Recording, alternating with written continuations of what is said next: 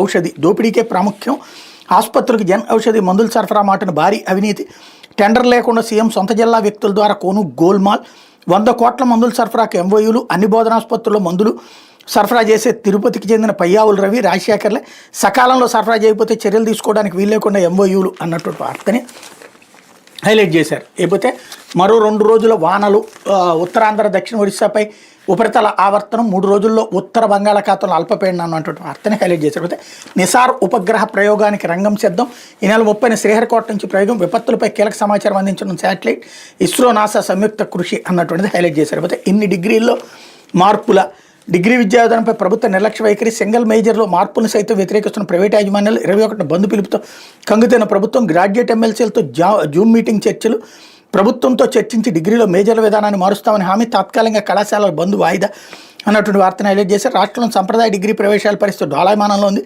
Inter ఫలితాలు వచ్చి 100 రోజులు దాటిన డిగ్రీ ప్రవేశాల జాప్యం కొనసాగుతున్నది. ముఖ్యంగా డిగ్రీ విద్యా విధానంలో మార్పులు ప్రైవేట్ కళాశాల యాజమాన్యాలు తీవ్రంగా వ్యతిరేకిస్తున్నది దీనికి ప్రధాన కారణంగా కనిపిస్తోంది.